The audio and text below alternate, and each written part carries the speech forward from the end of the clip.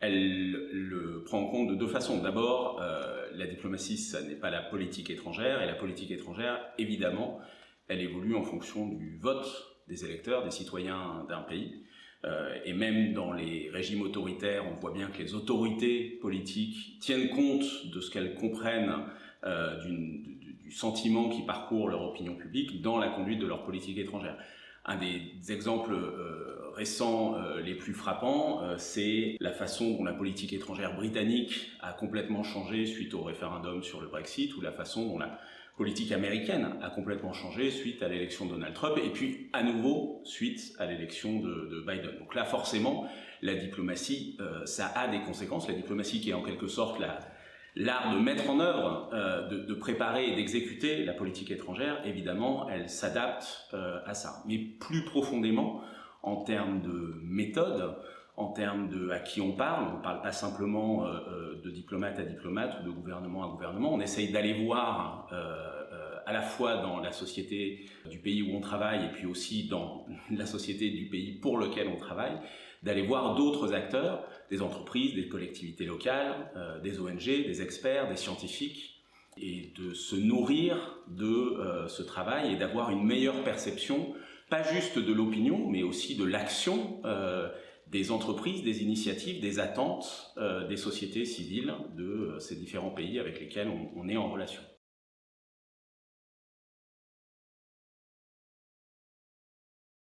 Donc cette exigence de transparence et de redevabilité, elle est évidemment conforme à la nature de la démocratie, et donc en tant que telle, elle ne peut pas être une menace pour la diplomatie des États démocratiques. La diplomatie des États démocratiques a besoin que la population, l'opinion, ait confiance dans le fait que la diplomatie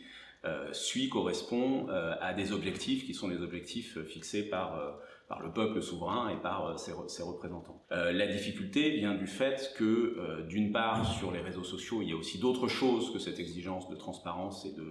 et de redevabilité. Il y a de l'information erronée, de façon plus ou moins délibérée, il y a des entreprises d'influence,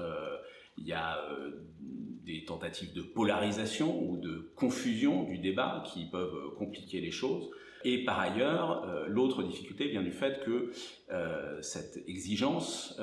elle est sur des réseaux sociaux qui fonctionnent pas de la même manière dans tous les pays du monde. Et donc, on voit bien comment un certain nombre de pays utilisent les réseaux sociaux dans les démocraties, ce qu'on appelle les sociétés ouvertes, les endroits où il y a du débat public et un blocage de l'accès à ces espaces publics limité. Et que ces pays utilisent ça pour faire valoir des points de vue, des idées, ou simplement chercher à influencer des sociétés ou des courants d'opinion, alors que dans leur propre pays, il n'y a pas la possibilité d'accéder ainsi à l'espace public. Les réseaux sociaux sont contrôlés, et je dis les réseaux sociaux, mais on pourrait aussi penser aux think tanks, aux travaux universitaires, à la recherche scientifique ou à la presse.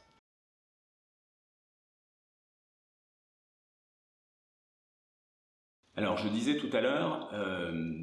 la diplomatie doit, en plus de ce qui est sa mission, qui est de travailler, sa mission historique, qui est de travailler avec d'autres diplomates, de favoriser les liens entre les États, entre les gouvernements, la diplomatie, elle doit s'adapter justement en ouvrant le cercle des contacts qu'elle cherche à avoir et en s'adressant à un nombre croissant d'acteurs de plus en plus divers. Ça, c'est vraiment une des adaptations les plus importantes de cette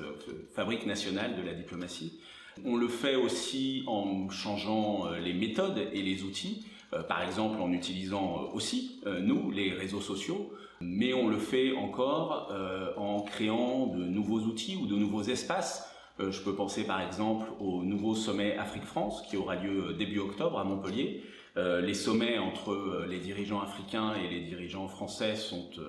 désormais une tradition bien établie, mais ce nouveau sommet, celui de Montpellier, est un sommet qui justement ne se fera pas entre dirigeants, mais se fera avec les sociétés civiles africaines qui sont invitées plutôt que les chefs d'État et de gouvernement, et avec l'idée que la société civile française elle-même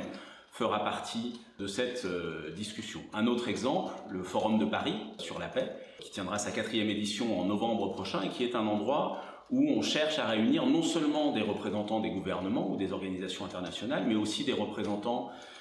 des grandes fondations, des entreprises, des ONG, des collectivités locales, mais aussi des experts, des scientifiques. On voit que les scientifiques sont de plus en plus impliqués dans une partie du débat international. On l'a vu avec le GIEC sur le climat, on le voit aujourd'hui sur la biodiversité ou encore sur l'intelligence artificielle, et donc d'amener ces différents experts, les ingénieurs, les scientifiques, les différents acteurs publics ou privés de l'actualité internationale pour avoir une mobilisation de l'ensemble des différents types de parties prenantes, d'acteurs qui peuvent permettre de trouver des solutions, par exemple à la lutte contre les manipulations de l'information, par exemple à la cybersécurité, ou encore,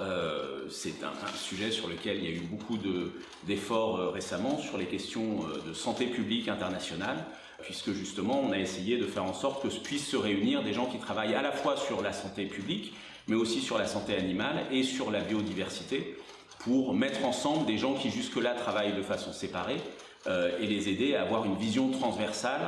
puisqu'on sait qu'un des risques de pandémie à venir est lié justement aux interactions entre ces trois sujets, biodiversité, santé animale et santé publique.